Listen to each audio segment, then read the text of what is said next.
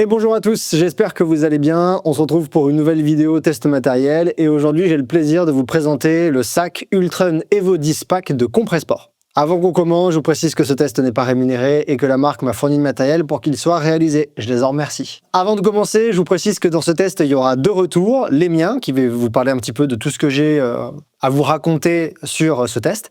Et ensuite, je laisserai la parole à Margot, qui vous a fait un retour, non pas d'une version féminine, parce que le sac, c'est un sac qui est unisexe, mais qui vous fera un retour de son test avec une morphologie féminine. Alors, l'Ultron Evo 10 Pack, c'est la troisième itération, la troisième génération des sacs de la marque Compressport. Il y a eu le tout premier dont j'ai oublié le nom, que j'ai pas possédé, que j'ai juste vu. Ensuite, il y a eu le Ultron S-Pack Evo 10 que je vous ai testé il y a 2 ans sur la chaîne. Vous retrouverez le test en ligne. C'était un de mes premiers tests matériels d'ailleurs. Et là, aujourd'hui, Compressport, ils ont sorti leur troisième génération qui est le Ultron Evo 10 Pack. Donc le Ultron S-Pack Evo 10 deuxième génération, c'était celui-là. On le reconnaît. La principale façon de reconnaître qu'il y a une différence entre les deux visuellement, le plus facile, c'est de remarquer que déjà, les écritures qui sont présentes à l'arrière du Ultron S-Pack Evo 10 ont disparu sur le Ultron Evo 10 Pack. Et la deuxième façon de facilement reconnaître les différences entre les deux, c'est que comme vous le voyez là à l'avant, je vais revenir sur les différences dans 2 secondes, mais le Ultron S-Pack Evo 10 à l'avant, il avait plusieurs serrages. Il y en avait 4 à l'avant qui ont été remplacés maintenant par 2 à l'avant. Donc c'est la principale manière pour reconnaître les grosses différences qu'il y a entre le Ultron S-Pack Evo 10 et le Ultron Evo 10 Pack. Alors, avant qu'on rentre sur mes retours concernant le Ultron Evo 10 Pack, je vous propose de simplement discuter déjà des grosses différences qui ont été faites entre le Ultron S-Pack Evo 10 et sa troisième génération, la nouvelle génération que je vais vous présenter ici. Déjà, la première grosse différence, ça se situe à l'avant. C'est à peine perceptible, c'est à peine visible, mais si on regarde bien les coutures, ça se voit. En fait, on voit que là, la couture sur le Ultron S-Pack Evo 10, la couture des flasques, l'orientation des flasques, elle était parfaitement verticale sur le Ultron S-Pack Evo 10. Or là, quand on regarde bien, on remarque que la couture, les flasques sont légèrement inclinées à l'avant sur le Ultron Evo 10 Pack. Donc sur la nouvelle génération, les flasques ne sont plus parfaitement à la verticale, mais ont une légère inclinaison qui permet de réduire les oscillations verticales des flasques. Donc c'est très léger, mais en fait ça s'aperçoit quand on regarde la couture elle-même de la poche, qui est largement visible. Là peut-être que sur la caméra vous la verrez pas. Là je vous montre sur la version blanche parce que je pense que vous le verrez un petit peu mieux. On voit qu'on a la partie qui est plaquée au torse avec les attaches qui elle est parfaitement verticale, et on voit que là, la couture de la poche, elle laisse un espace qu'on voit qui est démarqué par de la coloration sur la version blanche du sac et qui permet de voir qu'en fait les flasques sont légèrement inclinées, ce qui permet de réduire les oscillations verticales des flasques. Ensuite, il y a une autre différence qui est à noter, c'est que sur le Ultron S-Pack Evo 10, comme je vous l'avais mentionné dans mon test, vous pouvez le voir ici, il y a une poche intégrale qui faisait tout le dos, l'intégralité du dos au niveau dorsal, dans lequel en termes de rangement, on pouvait mettre par exemple l'intégralité des vêtements. En tout cas, moi, c'est comme ça que je l'utilisais. Et sur la nouvelle génération, sur le Ultron Evo 10 Pack, cette poche dorsale a disparu. La grande poche dorsale a disparu. Elle a été remplacée par une demi-poche. Donc, en fait, là où le logo Compressport est visible, en fait, maintenant, ça s'arrête et il y a une couture. C'est plus possible de descendre dans l'intégralité du dos. La largeur a été conservée, mais la hauteur a été changée. Et l'évolution, du coup, c'est un rangement différent. C'est que les poches transversales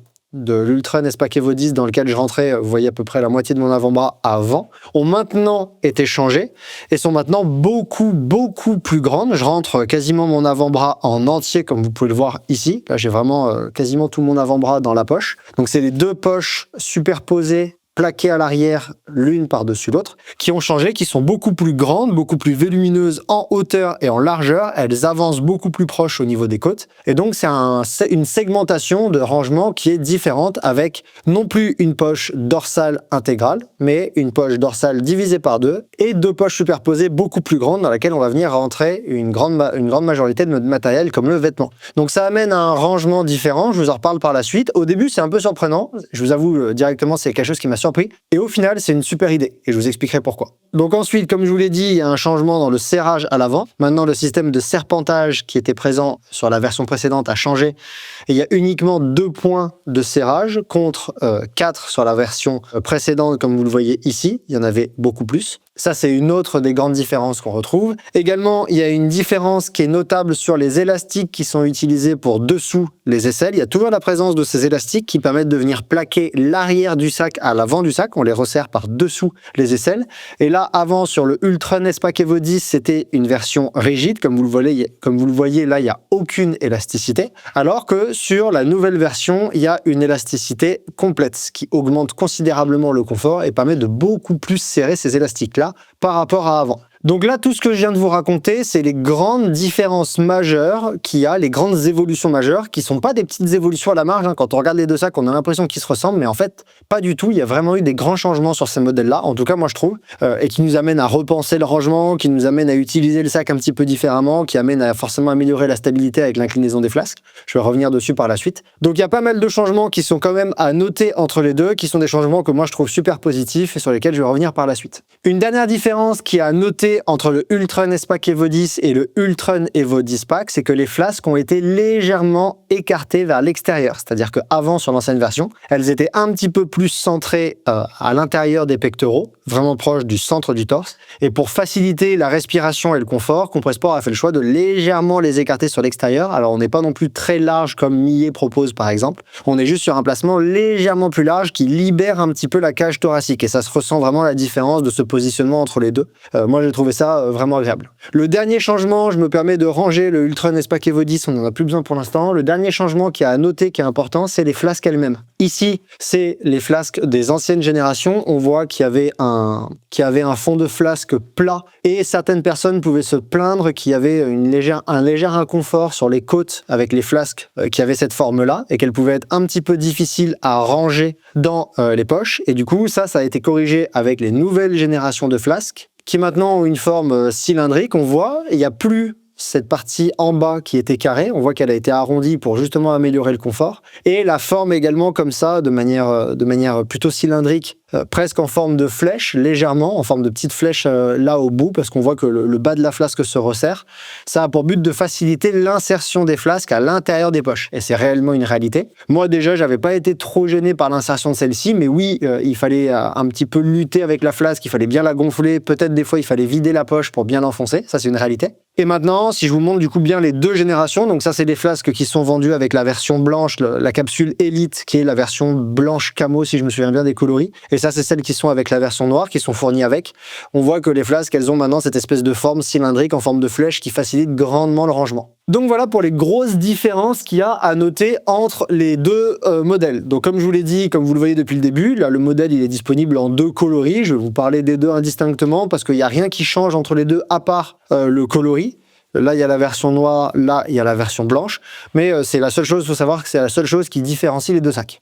Je vous propose qu'on avance avec les caractéristiques techniques du Ultron Evo 10 Pack avant qu'on rentre dans mes retours. Donc en termes de poids, c'est un sac qui pèse 125 grammes en S. En tout cas, c'est ce que j'ai pesé à la maison. C'est un volume de 10 litres. En termes de matière, on est sur un tissu en mèche élastique, voire très élastique, qui est ultra léger, respirant, en polyamide et en élastane, avec des parties qui sont néanmoins plus élastiques que d'autres. Et le tissu, il est assez fin et donc très respirant. En termes de poches, il y en a 10, à savoir, il y a 2 poches à l'avant qui sont prévues pour les flasques.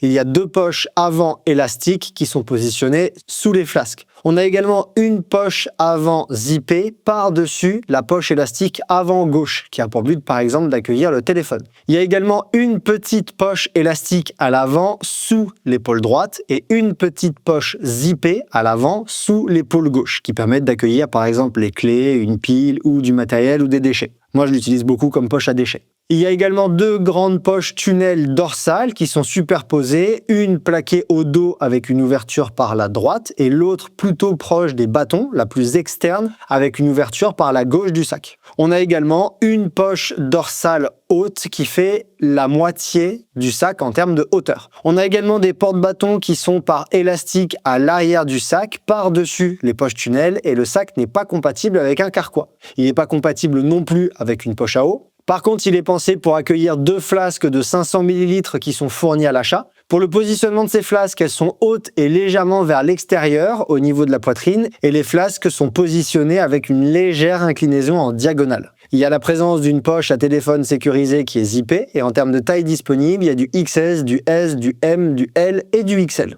En autre information intéressante à noter, il y a des élastiques avec bandes réfléchissantes pour maintenir les flasques hautes quand elles sont vides. Il y a un sifflet qui est cousu sur la bretelle gauche du sac.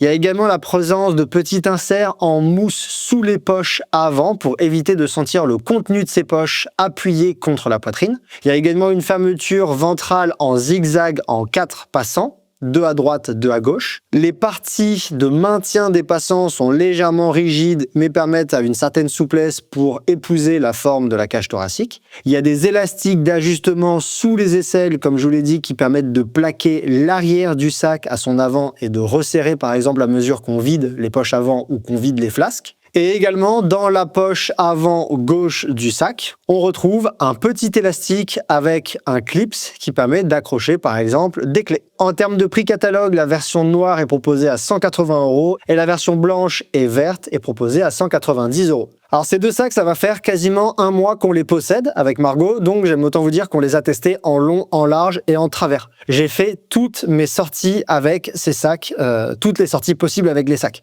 Que ce soit des footings à plat, des séances un petit peu intenses, des sorties longues. J'ai utilisé le sac plein, le sac quasiment vide, le sac vraiment plein à craquer. Je l'ai utilisé dans la pluie, sur des terrains techniques, sur des terrains roulants, bref, j'ai vraiment fait tout ce qui était possible et imaginable avec ces sacs. Franchement, je pense que j'ai pas compté exactement avec l'application Suunto comme je le fais d'habitude avec les tags dans Suunto comme je le fais pour les chaussures, j'ai oublié. Mais je dois être à 150 km facile, voire plus avec ces sacs parce que vraiment, je les ai utilisés dans toutes les conditions qu'on peut imaginer. Et donc, je vous propose de passer à mes retours parce que j'ai plein de choses à vous raconter. La première chose que je voudrais vous dire, c'est qu'ils sont ultra légers et ultra respirants et ultra confortables. Alors déjà, en termes de poids, c'est quasiment, pour pas dire, les plus légers du marché. Il n'y a pas plus léger. Donc ça déjà, c'est un énorme point positif pour les personnes qui, comme moi, font la chasse au gramme sur, par exemple, les courses. Moi, je suis vraiment de ceux qui souhaitent avoir un matériel le plus optimisé, le plus léger possible quand je pars sur une compétition, sans oublier l'essentiel, et toujours dans le respect du matériel obligatoire, évidemment. Mais du coup, déjà, avoir un sac qui est à 120 grammes, 125 grammes, c'est déjà un gros plus. Ils sont ultra légers. La deuxième chose que je voulais dire, c'est qu'ils sont vraiment ultra respirants. Il n'y a rien à dire. C'est vraiment les sacs les plus respirants que j'ai jamais pu essayer. Le tissu, en fait, partout, le tissu est ultra fin. Il est fin, mais il n'est pas fragile non plus. Je reviens dessus par la suite. Il est fin, mais il n'est pas fragile. J'ai jamais eu la sensation que le sac était épais sur moi, que j'avais une couche vraiment qui, par exemple, gardait la chaleur ou me tenait chaud. Et on est vraiment, j'en reparle juste après, mais en fait, on est vraiment, faut avoir en tête qu'on est sur un espèce de t-shirt. On est sur un espèce de t-shirt, de gilet. Quand on parle de gilet d'hydratation, ils ont pris ça au pied de la lettre. On est plutôt, quand on regarde les extrêmes des sacs, on est plutôt sur un gilet, un t-shirt ultra respirant. Je me demande même si on pourrait pas le porter sans t-shirt en dessous. J'ai jamais fait le test, mais ce serait possible, tellement on est proche d'un textile, d'un tissu qui ressemble à un t-shirt, plutôt que sur un espèce de sac à dos. Et il y a également un grand gain de confort sur le sac entier qui est ultra confortable. De base, il y a plein de choses qui sont pensées pour le confort. Par exemple, les petits amortis qui sont là-dessous. Le fait qu'il soit léger et qu'il s'enveloppe bien par rapport à tout le corps, ça améliore également le confort. Mais le nouveau serrage là, qui est autant à l'avant, qui permet de libérer un petit peu la cage thoracique, qui vient un peu moins fermer la cage thoracique, et les nouveaux élastiques qui sont positionnés sous les aisselles, ça fait quand même une grande différence en termes de confort. C'est vraiment plus confortable, j'ai rien à dire. Ça améliore grandement les sensations quand on porte le sac. Un dernier point sur le confort, c'est je trouve que le positionnement de l'intégralité, ou en tout cas d'une grande majorité du portage en bas du dos, je trouve que moi, ça améliore le confort. En fait, j'ai l'impression que ça enlève une quantité de poids qu'on pouvait avoir en haut dans le sac, qui pouvait venir en haut faire une sensation dans le dos un petit peu massive quand on avait pas mal de choses. Alors moi, je compresse beaucoup avec des sacs de congélation, je compresse beaucoup mon matériel, donc je le sentais pas trop non plus. Mais les fois où j'avais pas les sacs, j'avais pu le sentir. Et je trouve que ces nouveaux modes de rangement dans les poches là qui sont en bas du dos, donc positionnées juste au-dessus des lombaires, ça vient, je trouve, positionner le matériel dans une zone qui est plutôt ergonomique, qui est plutôt bien pensée, et je trouve que ça améliore le confort de portage. La deuxième chose que je trouve vraiment importante à noter, c'est que l'ergonomie de ces nouvelles versions est devenue incroyable. C'est le sac le plus ergonomique du marché, je pense. En fait, quand je parle d'ergonomie, je parle de fit, c'est-à-dire à quel point est-ce qu'il est bien pensé, à quel point est-ce qu'on est bien avec lui, mais ça, c'est peut-être un peu plus du confort. Mais moi, je pense surtout à de l'accessibilité, à quel point est-ce que je peux utiliser le sac facilement lorsque je suis en train de courir avec, par exemple, lorsque je suis en montagne. Et la nouvelle version, comment est-ce que le sac a été repensé, ça fait que toutes les poches sont accessibles sans enlever le sac. Il n'y a pas une seule partie du sac qui n'est pas accessible quand on le porte. Là où l'ancien, forcément, la poche intégrale dans le dos, on mettait du matériel qu'on n'avait peut-être pas besoin immédiatement, par exemple pendant une course ou une compétition. Par exemple, moi, je sais que je mettais typiquement les vêtements chauds, etc. en me disant, je m'arrêterai pour les mettre. Ça, c'est fini avec le nouveau Ultrun Evo 10 Pack. Toutes les poches sont accessibles. C'est-à-dire que là, la poche haute, il suffit de passer la main vers l'arrière et on a accès à, par exemple, tout le matériel qu'on peut avoir rangé là-dedans. Donc moi, c'était typiquement l'endroit où je mettais ma frontale, ma couverture de survie, peut-être quelques flasques, peut-être quelques gels en plus pour après les transvaser dans les poches avant. Je reviens sur les poches avant plus tard. Voilà. Dans les poches superposées, je sais qu'il y en a une où je mettais tout ce qui était le matériel chaud, le plus plaqué à mon dos possible.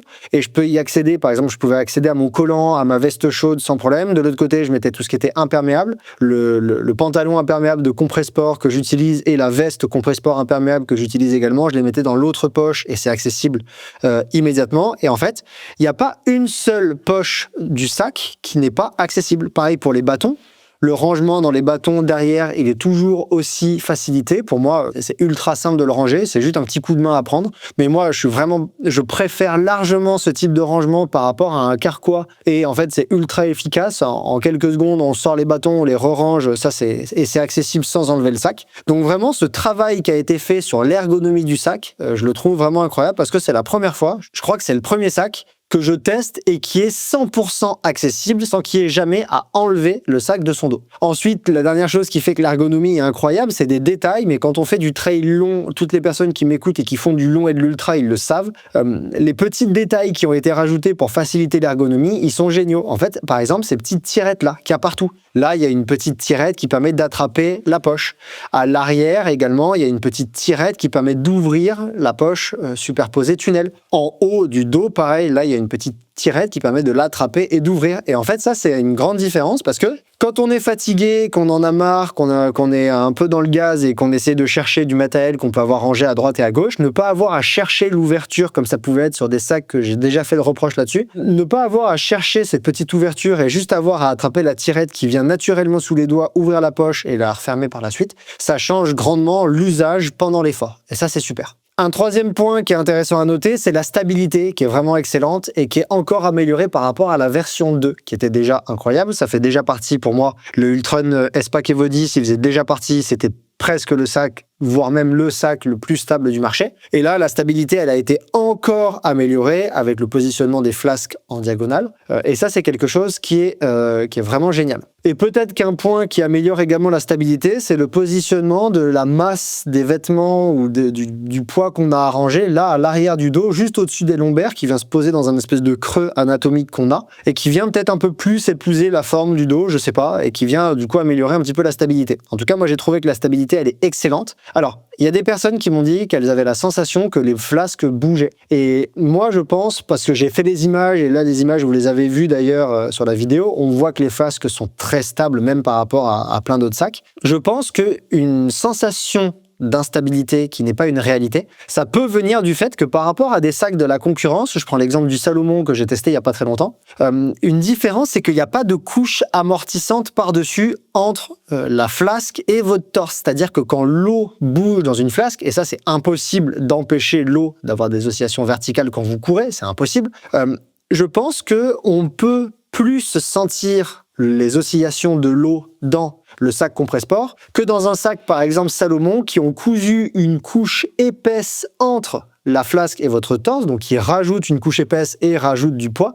Mais donc forcément, avec une couche d'amorti entre la flasque et votre torse, forcément, les oscillations de l'eau dans la flasque, elles sont éliminées. Donc je pense que des fois, si vous prenez une caméra et que vous vous filmez, vous verrez que vos flasques sont stables. En tout cas, moi, je trouve que la stabilité, elle est incroyable. Que vos flasques sont stables, que les flasques n'oscillent pas. Par contre, dans la flasque elle-même, l'eau bouge et c'est peut-être ça qu'on peut sentir sur le torse. Et ça, pour le coup, c'est impossible d'empêcher l'eau de bouger dans une flasque. C'est un liquide, ça bougera forcément. Donc bref, la stabilité du Ultrun Evo 10 Pack, elle est incroyable et je pense que c'est une des meilleures stabilités du marché, pour pas dire la meilleure. En tout cas, à l'utilisation, je trouve que c'est c'est vraiment ultra stable et extrêmement agréable. Bon, bien sûr, on a évidemment un autre point qu'on pourrait souligner, c'est le fit qui est extra. Je vous l'ai déjà dit, on n'a pas l'impression d'avoir un sac, mais d'avoir un t-shirt qui est proche du corps.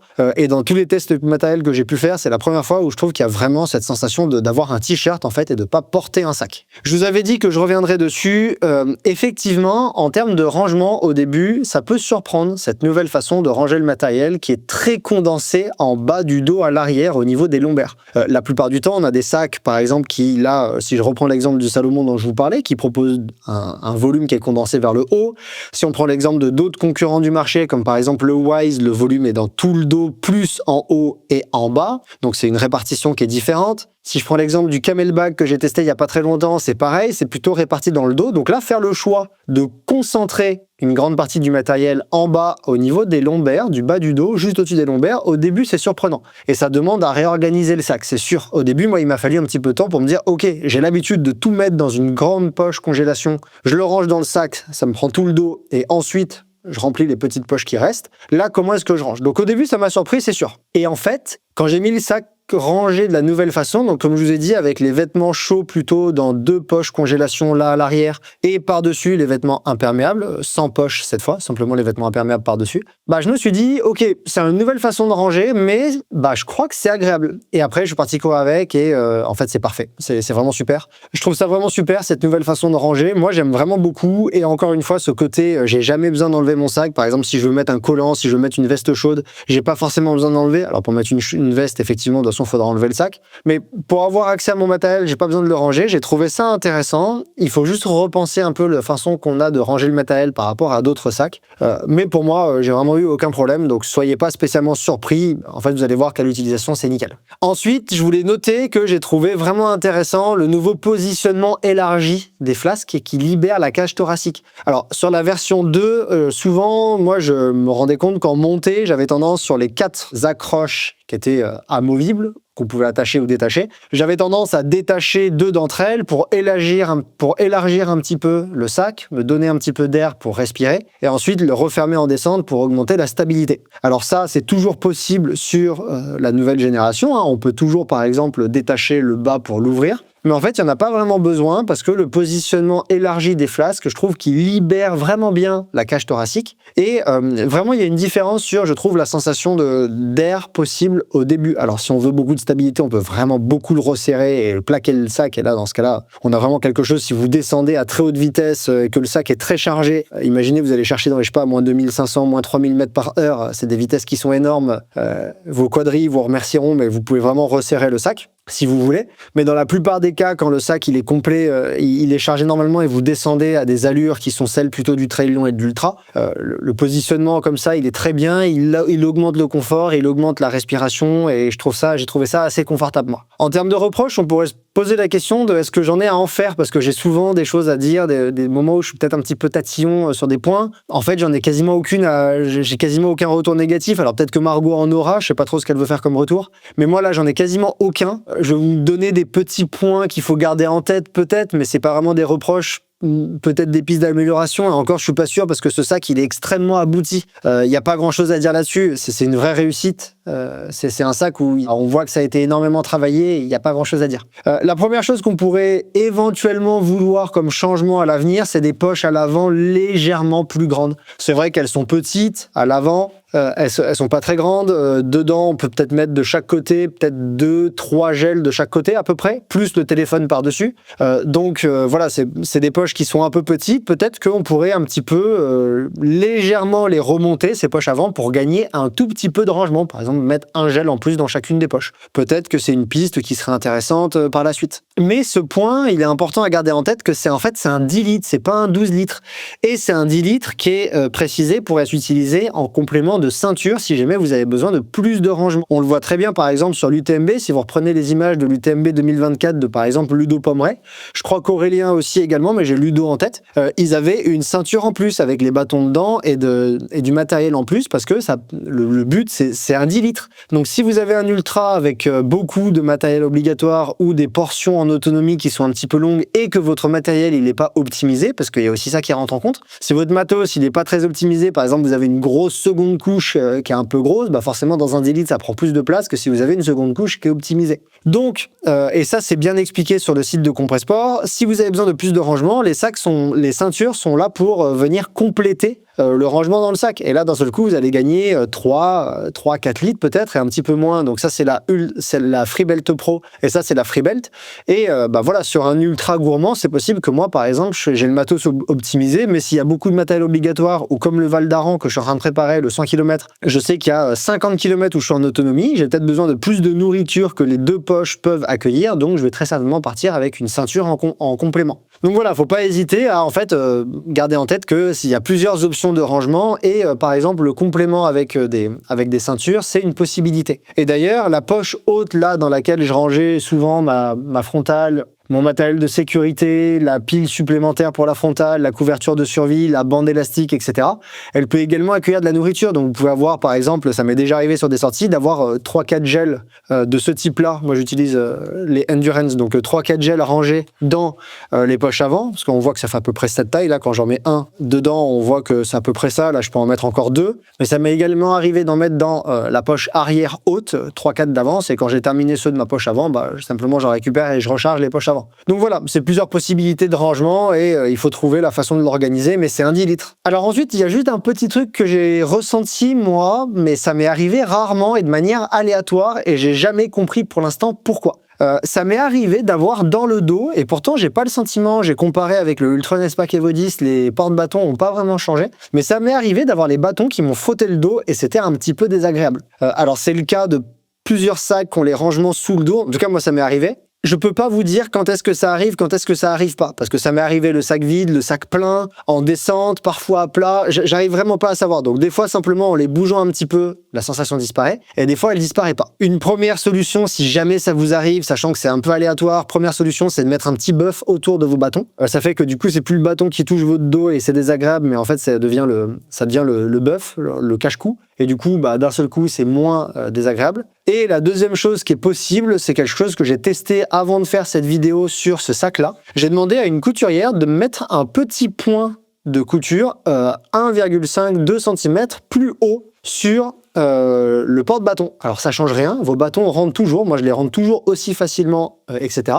Mais en fait ça empêche les bâtons de descendre de 1 ou 2 cm vers le bas et j'ai plus jamais eu la sensation. Alors, Margot n'a pas eu cette sensation. Moi je l'ai eu de manière aléatoire. Des personnes qui possèdent le sac, avec qui j'ai discuté de ce problème-là que moi j'ai ressenti, qui est pas vraiment un problème, que moi j'ai ressenti, ils m'ont dit que ça leur est jamais arrivé. Donc c'est peut-être très spécifique à ma morphologie de dos, c'est peut-être spécifique à mes bâtons, c'est peut-être spécifique à plein de choses, j'arrive pas à vous dire quand est-ce que ça arrive parce que c'est quelque chose que j'ai ressenti peut-être 2-3 fois sur toutes les utilisations que j'ai fait des sacs. Voilà, au cas où ça vous arrive, vous avez l'option un point de couture qui vient complètement solutionner ça, ou alors vous avez l'option buff qui fait que bah, là aussi ça solutionne ça. La dernière chose sur laquelle je voulais discuter avant de passer la parole à Margot, c'était la durabilité. Alors pour la durabilité, bah, je peux pas trop vous dire parce que ces sacs-là, je les ai que depuis 100-150 km à peu près. Ils sont en parfait état, j'en ai utilisé 2, donc bon, ils ont pas pris autant de kilomètres l'un que l'autre. Ils sont en parfait état, franchement, j'ai rien à dire, il y a absolument rien sur le sac. Je voulais quand même vous montrer ce sac-là. Celui-là, c'est le Ultron S-Pack Evo 10 que je possède depuis 2 ans. J'ai fait quasiment toutes mes compétitions et mes entraînements avec lui, parce que c'est le sac que j'utilise le plus, le Ultron S-Pack Evo 10. Je l'ai poncé comme pas possible. Le sac, il est nickel. Vous pouvez le voir, toutes les attaches sont encore là. Il n'y a absolument rien qu'à bouger. Il a peut-être perdu un petit peu en couleur sur des élastiques. C'est plus rouge, c'est orange, ok. Donc voilà, en termes de durabilité, le Ultron S-Pack Evo 10, la durabilité, elle a été extraordinaire. J'ai rien à dire. La seule chose que j'ai eue, moi, sur le Ultron S-Pack Evo 10, c'est que ces élastiques-là qui viennent maintenir les flasques hautes sur la poitrine, elles ont été abîmées, elles se sont décousues. Ça m'est arrivé 2 fois, une fois de chaque côté. Je suis allé chez une couturière, elle me les a remplacées, ça m'a coûté 5 € une fois en 2 ans d'utilisation. Avec toutes mes compétitions, toutes mes courses, etc. Puisque c'était vraiment le sac que j'ai plus utilisé sur les 2 dernières années, c'est celui-ci. Et vous le voyez sur plein d'images que j'ai partagées sur les réseaux sociaux, vous le voyez largement. Donc en termes de durabilité, je peux pas vous dire ce que donne le Ultron Evo 10 Pack, la nouvelle génération. Là, pour l'instant, il est nickel. Peut-être que le problème des élastiques, là, il a été corrigé. Je sais qu'ils ont corrigé des petits défauts mineurs qui étaient présents sur cette version, qu'on peut même pas voir, des petites coutures, etc. J'ai bon espoir que la durabilité de ce sac-là soit au minimum, au moins aussi bonne que la durabilité de l'ancienne version. Voilà tout ce que j'avais à faire comme retour. Je vais laisser la parole à Margot et on se retrouve juste après pour la conclusion. À la différence de Cyril, moi j'ai pas testé la version précédente du sac, donc je vais vraiment me concentrer sur mes sensations avec ce modèle. Je l'ai utilisé dans plusieurs conditions, sur des sorties plutôt courtes comme des plus longues, en le chargeant au minimum avec juste les 2 flasques devant, mon téléphone sur le côté et mes clés. Après j'ai aussi ajouté progressivement du matériel, donc là par exemple avec un t-shirt, avec une veste, en le remplissant plus ou moins pour voir si il y avait des changements à la sensation en le portant plus ou moins rempli. J'ai également testé avec le sac rempli au maximum en ajoutant les vêtements, couverture de survie, frontale, de la nourriture pour voir comment il se comportait avec des taux de remplissage différents. Donc la première chose qui m'a marqué avec ce sac, c'est le confort. Dès qu'on le met, il est hyper léger, donc ça c'est quelque chose aussi qui est de base très agréable. Le tissu, il est doux, il est respirant, on voit que déjà au toucher, que c'est un matériau qui est agréable. Et après, dès qu'on le porte, donc il vient bien épouser le corps sans trop serrer. Alors même pour moi, il pourrait être encore un peu plus serré. On va dire que là, j'ai déjà une taille XS, mais il pourrait même mettre encore un peu plus fit, un peu plus proche de moi. Mais c'est vraiment déjà quelque chose qui est très bien, où le fit, il est vraiment bon. Donc on peut noter aussi que j'ai pas de problème à des endroits qui seraient désagréables ou trop serrés. Donc là, il y a des petits passants qui viennent ici se serrer sous les bras et le fait qu'ils soient réglables, c'est quelque chose qui est pour moi une vraie plus-value. Ça permet vraiment d'adapter. Donc même si à un moment, par exemple, en montée, on respire plus fort, on a besoin de desserrer, c'est possible. Au niveau de l'accessibilité, pour moi, il n'y a rien à dire. C'est vraiment parfait. C'est facile d'accéder aux poches donc qui sont en haut comme ça, ou celle qui est dans le dos. Simplement des 2 bras en venant chercher comme ça à l'arrière. Et il y a toutes les petites poches qui sont aussi bien accessibles à l'avant. Donc niveau accessibilité, c'est vraiment parfait. Et en plus de ça, il y a des petits élastiques qui permettent d'attraper plus facilement les poches. Donc voilà, ça permet, si on ne sait plus trop où est la poche, qu'on a un peu du mal à l'ouvrir sans ça, ça permet vraiment de le faire facilement.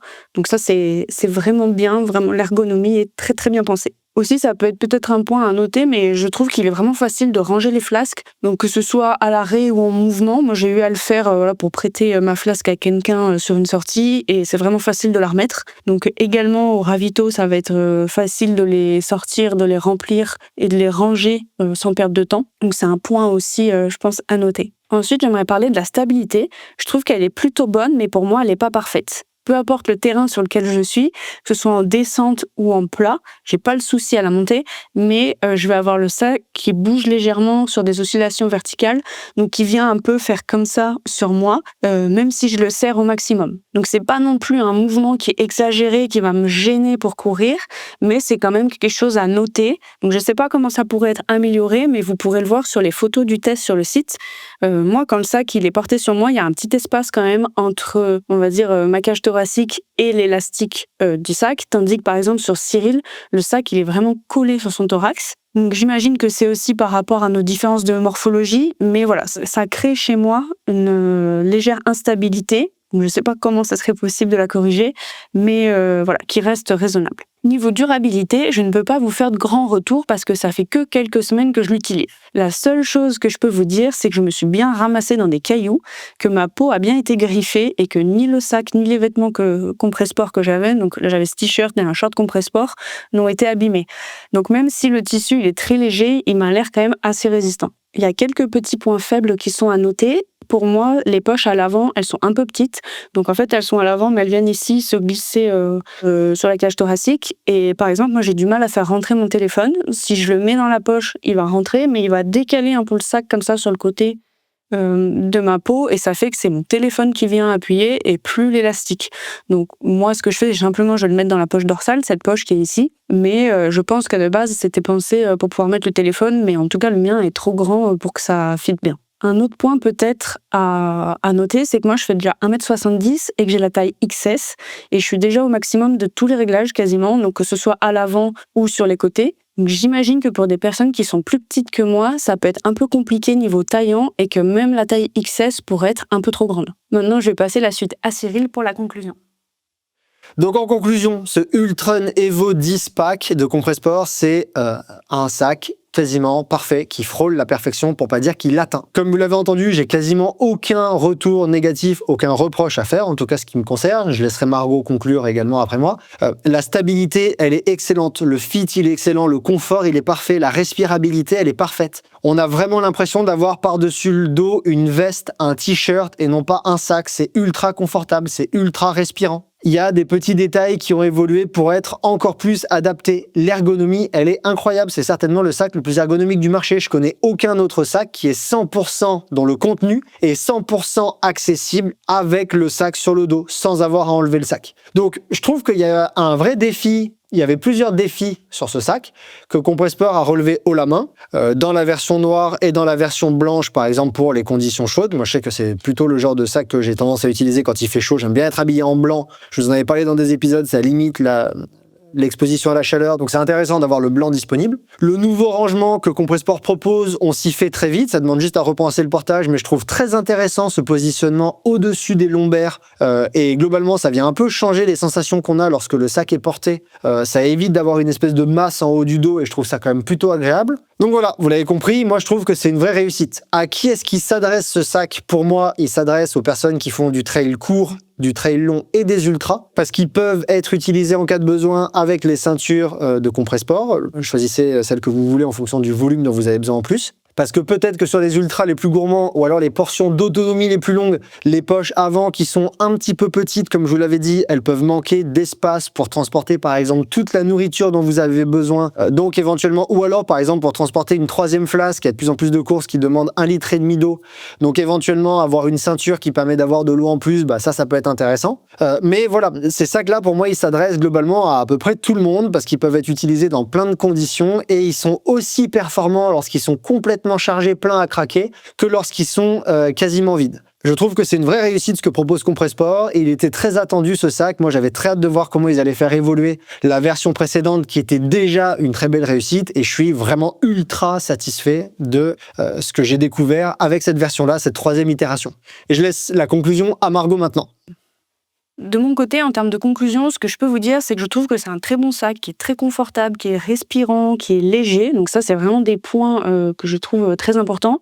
Il y a une légère instabilité pour moi.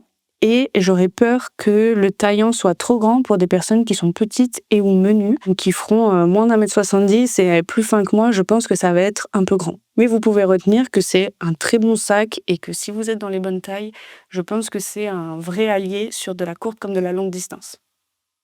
Voilà, j'espère que ce test vous a plu, qui répond à des questions que vous pouvez vous poser. On n'a peut-être pas tout abordé, il y a peut-être des choses que vous avez en tête et que vous aimeriez qu'on discute, donc n'hésitez pas à mettre un commentaire sous la vidéo, on sera un plaisir de vous répondre, autant Margot que moi. Si jamais vous décidez de faire l'acquisition de ce sac, on vous invite à utiliser un des liens affiliés qui est présent en description du test et qui rétribue dans une petite mesure le travail qu'on a fourni pour cette vidéo. On se retrouve très bientôt sur les réseaux sociaux de Cours à Mieux ou pour un autre test matériel. À bientôt!